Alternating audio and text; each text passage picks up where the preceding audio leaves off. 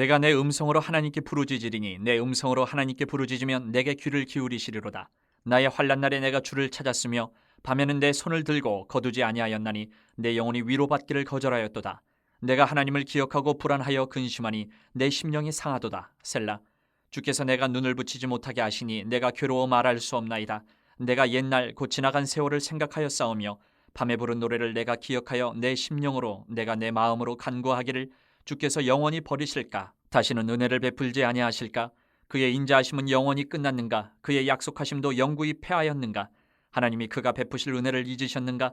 노하심으로 그가 베푸실 긍휼을 그치셨는가 하였나이다. 셀라. 또 내가 말하기를 이는 나의 잘못이라. 지존자의 오른손에 해 곧 여호와의 일들을 기억하며 주께서 옛적에 행하신 기이한 일을 기억하리이다. 또 주의 모든 일을 작은 소리로 읊조리며 주의 행사를 낮은 소리로 되뇌이리이다. 하나님이여, 주의 도는 극히 거룩하시오니 하나님과 같이 위대하신 신이 누구오니까? 주는 기이한 일을 행하신 하나님이시라. 민족들 중에 주의 능력을 알리시고 주의 팔로 주의 백성 곧 야곱과 요셉의 자손을 속량하셨나이다. 셀라. 하나님이여, 물들이 주를 보았나이다. 물들이 주를 보고 두려워하며 기품도 진동하였고 구름이 물을 쏟고 궁창이 소리를 내며 주의 화살도 날아갔나이다. 회오리 바람 중에 주의 우레소리가 있으며 번개가 세계를 비추며 땅이 흔들리고 움직였나이다. 주의 길이 바다에 있었고 주의 곧은 길이 큰 물에 있었으나 주의 발자취를 알 수 없었나이다. 주의 백성을 양떼같이 모세와 아론의 손으로 인도하셨나이다. 고난이 닥치면 우리들은 참 내가 약하구나, 연약한 존재구나 하는 것들을 이제 깨닫게 되는 때가 참 많이 있습니다. 고난 중에서. 이럴 때 내가 정말 연약해서 어떻게 할 수가 없구나 하는 이런 상황에 다다랐을 때, 이럴 때 우리가 어떻게 해야 될까? 이 연약함을 이겨내는 방법이 없을까? 오늘 77편을 기록한 시인 아삽의 이 시를 통해서 우리가 그것을 찾아가면 좋겠습니다. 연약함을 숨기고 강한 척 하는 것은 문제 해결에 도움이 안 된다는 거죠. 오늘 1절부터 20절까지를 우리가 다 같이 함께 읽었는데, 앞부분에서 보면 1절부터 이 앞부분을 보면 1절부터 한 10절 정도까지를 보면 이 아삽 시인은 자신의 연약함을 숨기는 게 아니고 강한 척하는 게 아니고 오히려 다 드러내고 있어요. 다 드러내고 있어요. 환난 날에 하나님을 찾아요. 밤이고 낮이고 하나님 앞에 부르짖으면서 나갑니다. 기도하면서 또 불안해도 해요. 3절을 보면 내가 하나님을 기억하고 불안하여 근심하니 내 심령이 상하도다. 이렇게 하면서 기도하고 있는데도 불안한 거예요. 그것조차도 얘기를 해요. 그것조차도 하나님 앞. 이렇게 연약한 모습을 다 드러내요. 이게 우리 연약함이죠. 연약함은 하나님 앞에 고백하는 것부터 문제 해결의 첫걸음 시작이 된다. 하나님 앞에 고백하는 것. 그렇다면 이렇게 연약함을 다 고백하고 나서 이 아삽은 어떤 기도를 또 계속해서 드렸을까?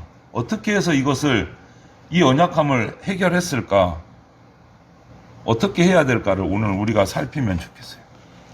첫 번째는 하나님 앞에 다 고백하고 나서 아삽이 한 것을 보면 하나님이 그동안 나에게 하신 일들을 기억합니다. 그게 첫 번째 할 일이에요. 연약함을 이기는 첫 번째 방법, 하나님이 지금까지 나에게 하신 일들을 다시 기억하는 겁니다. 고난이 닥쳤을 때 믿음의 기억을 떠올리는 게 중요합니다. 어려운 일 당하는 게 지금 한 번만은 아닐 거예요. 우리가 어려운 일 한 번만은 아닐 텐데, 그게 뭐 강할 수도 있고 약할 수도 있지만 그동안에 크고 작은 많은 어려운 일들을 우리가 지나왔을 건데, 그 일들을 하나하나 다시 한번 살펴보는 겁니다. 그때 하나님이 그때는 이렇게 도우셨고 그때는 또 이렇게 도우셨고, 이런 것들을 우리가 생각해낼 수 있다는 거예요. 이것은 우리만의 이야기가 아니고 성경에 기록된 실제 인물들, 믿음의 선배들도 똑같이 그런 경험들이 있다는 거예요. 그래서 우리가 성경을 읽고 묵상해야 되는 거예요.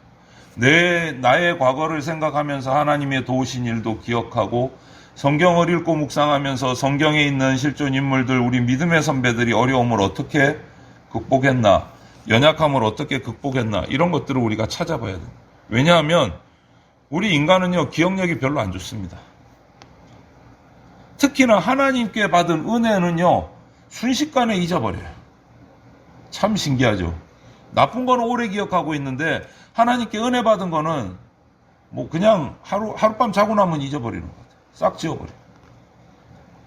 하나님이 순간순간 도우셨던 그 도우심을 잊어버리기 때문에 자꾸 절망에 빠지고 정신줄 놓고 자기를 밑으로 끌고 내려가는 거예요. 스스로를 낙심하게 만들어요.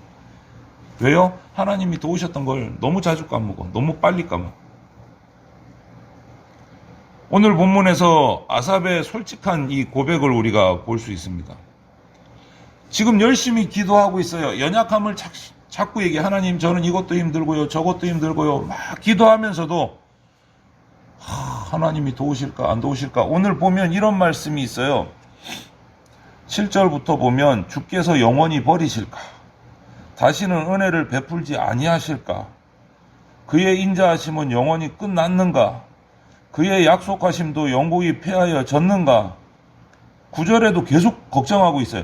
하나님이 베푸실 은혜를 잊어버리셨는가, 노하셔서 베푸실 긍휼을 나에게 베풀지 않으시는가. 계속 근심 걱정인 거예요. 기도하면서도.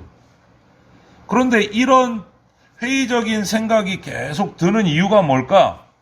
10절에 뭐라고 말합니까? 내가 말하기를 이는 나의 잘못이다. 하나님의 잘못이 아니고 하나님의 책임이 아니고 내 문제라는 거예요. 내 문제라. 내 문제다. 이는 나의 잘못이라. 10절에. 하나님이 하신 놀라운 일들을 보면 해결책이 있는데 내가 자꾸 그것을 잊어버린다는 거예요. 내 잘못이다. 내 잘못이다. 여러분, 우리가 계속 그 어려움 속에 빠져서 그 어려움의 문제만 계속 묵상하면 문제는 더 꼬입니다. 해결이 안 돼요.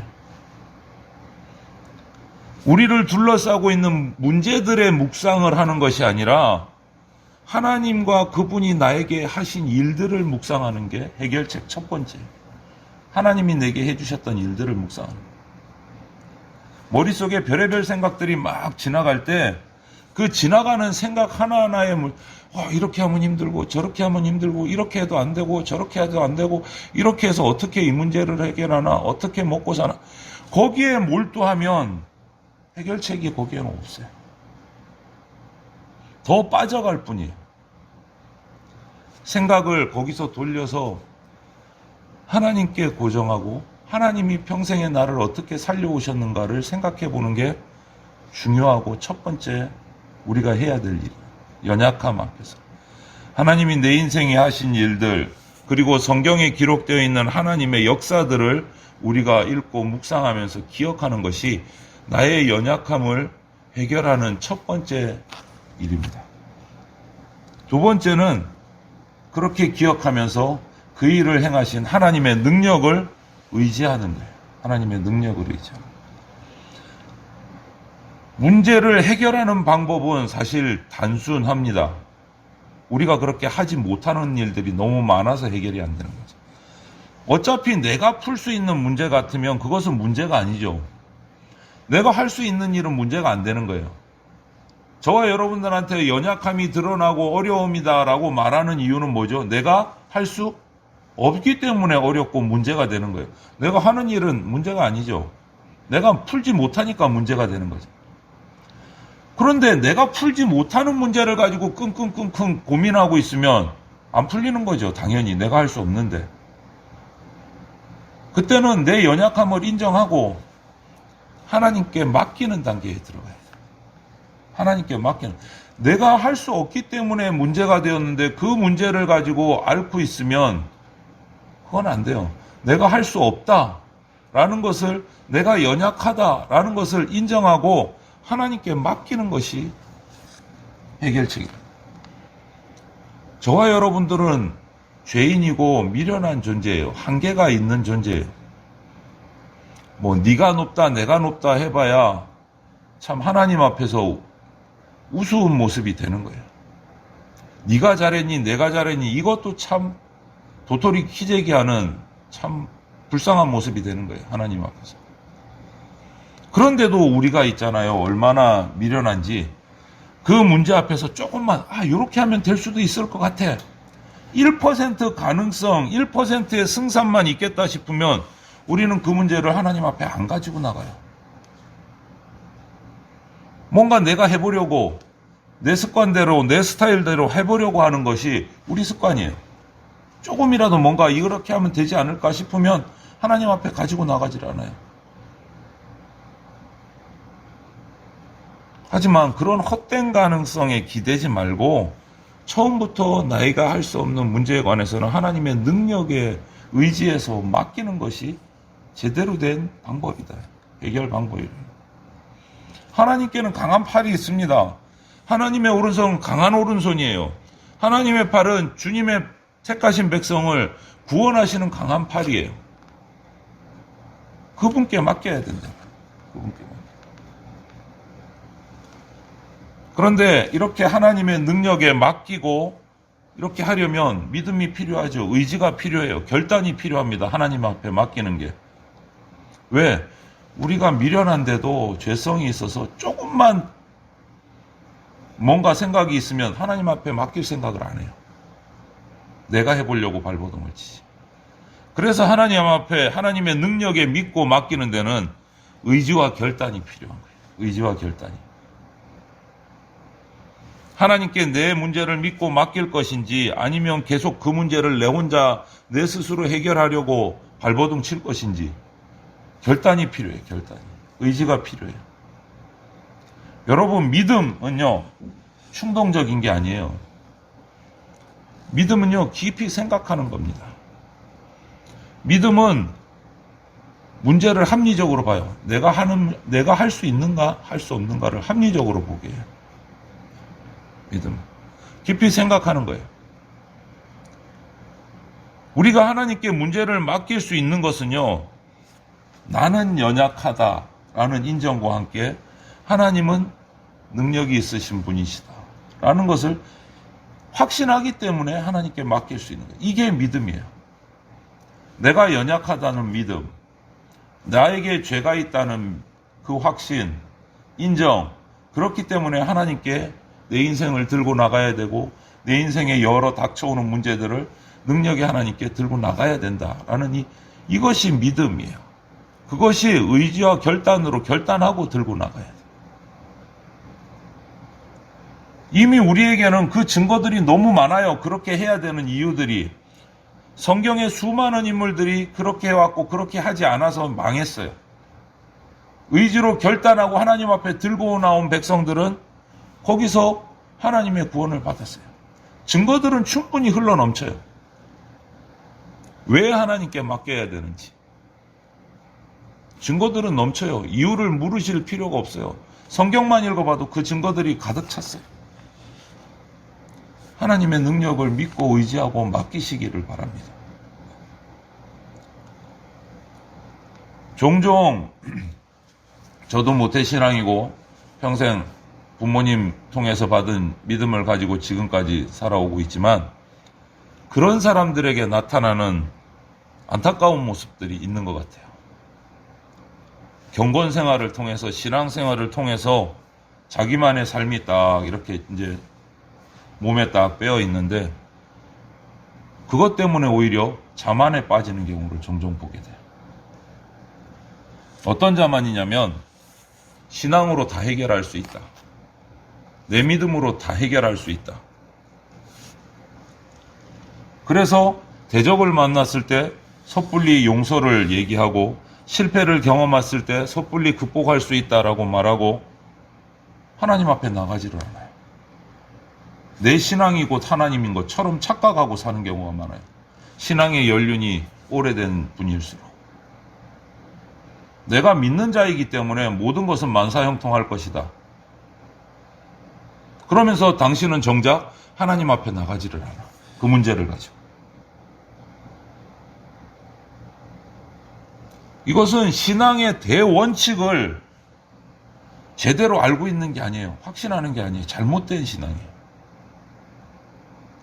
신앙의 연수, 신앙의 스타일이 중요한 게 아니고 신앙이라 하면, 믿음이라 하면 하나님 앞에 나가는 거예요. 그 문제를 가지고. 내가 오래 신앙생활을 해왔기 때문에 그냥 자동으로 해결될 것이다. 자만이에요. 교만이에요. 그거는. 하나님 앞에 들고 나가야 돼요. 오늘 아삽, 이 시를 적은 아삽 역시도 하나님을 기억하고 말씀을 묵상하는데도 탄식이 나오고 낙심이 나와요. 아직 신앙이 미숙한 거예요. 그런데도 내가 신앙 연수가 오래됐으니까 하나님이 다 알아서 해주실 거야. 이런 착각을 해서는 안 된다. 그거는 교만입니다. 끝까지 고민하고 자기가 자만했던 부분의 신앙을 끝까지 하나님 앞에 다 내려놓고 완전히 다 보였을 때 그때 하나님이 비로소 변화가 일어나도록 해주신다.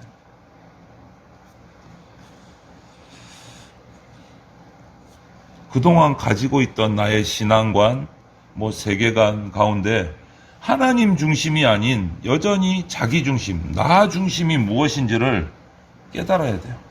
그렇게 하려면 하나님 앞에 다 내어놓아야 깨닫게 해주신다. 그 깨달음이 있을 때 드디어 신앙의 대원칙이 쓰는 거예요. 믿음은요, 하나님 앞에서예요. 하나님 앞에서. 내가 하나님 앞에 나가야 돼요, 들고. 추상적인 개념의 하나님이 아니고, 나 중심의 신앙이 아니고, 철저하게 하나님의 일하심, 하나님 앞에서 내가 연약하고 보잘것없다라는 것을 인정하는 것이 신앙의 첫걸음이에요. 하나님 앞에서. 여기에 이 자리에 이르렀을 때 비로소 신앙의 첫걸음인 거예요. 하나님 앞에서요. 그렇기 때문에 핵심은, 우리 신앙의 핵심은 내가 몇 년 했으니까, 평생을 했으니까 내 신앙은 완벽해. 아니요. 신앙은 성공이 없어요. 신앙은 완성될 수가 없어요. 우리가 하나님 앞에 가는 그날까지 계속돼야 돼요. 오로지 하나님께 내 연약함을 인정하고 모든 것을 다 맡기는 것. 그리고 그분의 일하심을 기다리는 것. 그때 하나님이 우리를 변화시켜 주십니다. 그때. 하나님께 맡기고 하나님의 역사하심을 기다리는 것이 내 변화의 첫 시작이고 내 연약함을 이기는 방법이에요. 연약함을 이기는 방법. 그때 우리를 가장 먼저 바꾸실 것이고 저와 여러분들을 통해서 가정도 바꾸실 것이고 나라도 바꾸실 것이고 교회도 바꾸실 것이고 우리가 하나님의 주권 아래에 있는 피조물이다라는 것을 한시도 잊으면 안 됩니다. 우리는 그것을 알고 나의 연약함을 인정할 때 하나님께서 이스라엘 백성을 출애굽시켜 주신 것 같은 그 기적과 같은 일들을 우리에게 베풀어 주시는 거예요. 그리고 아론이나 모세처럼 수많은 주의 종들처럼 저와 여러분들을 귀한 종으로 사용하신다. 찬양 가사 중에, 복음성가 가사 중에 주여 우린 연약합니다 라는 가사가 있는 찬양이 있어요. 주여 우린 연약합니다. 정말로 가슴에 와닿는 찬양 가사예요. 주여 우린 연약합니다. 하나님 앞에서 괜찮은 척 하는 거 아무 도움이 안 돼요. 하나님 앞에서 괜찮은 척 하지 마세요. 내 연약함을 인정하고 하나님께 나가야 돼요. 하나님 앞에 머물러야 돼요. 연약함을 이겨내려면. 연약함을 인정하는 것이 문제 해결의 첫 시작이고 나의 그런 한계를 인정하면서 하나님의 능력을 구하는 것이 그 다음으로 나갈 수 있는, 극복할 수 있는 해결책이에요. 그리고 하나님의 말씀을 묵상하면서 내가 걸어온 인생길을 되돌아보면서 그동안 하나님이 나에게 어떤 일을 어떻게 은혜를 베풀어 주시느냐를 묵상하는 것. 그렇게 하실 때 하나님의 해결은 이루어지는 거예요.